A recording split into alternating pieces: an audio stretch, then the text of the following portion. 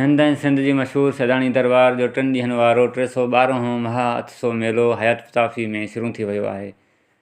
मेले में शिरकत लाइ भारत खां 44 हिंदू यात्रियुनि जो जथो हिंदनि जे रूहानी पेशवा संत युधिष्ठिर लाल जी अॻवानी में हयात पताफ़ी पहुतो, जिते संदसि अक़ीदतमंदनि शानदार इस्तक़बाल कयो। जिते हिंदनि जे रूहानी पेशवा संत युधिष्ठिर लाल पाठ साहिब रखी मेले जो इफ़्तिताह कयो। मेले दौरान हयात पताफ़ी में सिक्योरिटी जा इंतज़ाम इंतहाई सख़्तु कया विया आहिनि। ॿिए तरफ़ भारत खां आयल यात्रियुनि सिंध सां मुहबत जो इज़हार कंदे हितां जी महिमान नवाज़ी खे साराहियो आहे। सिंध पहुचण ते जेको इस्तक़बाल कयो वियो उहो कॾहिं न विसरंदो, अहिड़नि ख़्यालनि जो इज़हार भारत खां आयल यात्रियुनि कयो।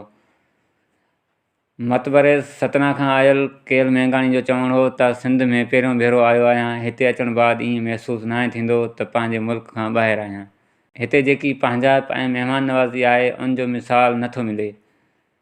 भारत खां आयल यात्रियुनि जो चवणु हो त पाकिस्तान पहुचण ते शानदार इस्तक़बाल कयो वियो, जेको तमामु सुठो लॻो।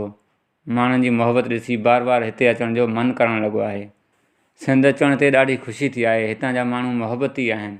उमर कोराई, मीरपुर माथेलो।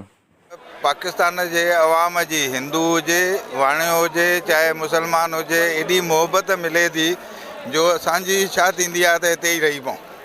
एतिरी मोहबत असांजे इंडिया खां बि वधीक मोहबत त ॾाढे मन खे आनंद ईंदो आहे। असांजे वॾनि जी हीअ कर्म भूमि आहे, इन करे असां खिचिजी अचूं था। पर असांजो जनम त भले इंडिया में थियो आहे, पर असांजे वॾनि जी कर्म भूमि पाकिस्तान आहे ऐं असां खिचिजी अचूं था। असांखे ॾाढो प्रेम मिले थो, मोहबत मिले थी।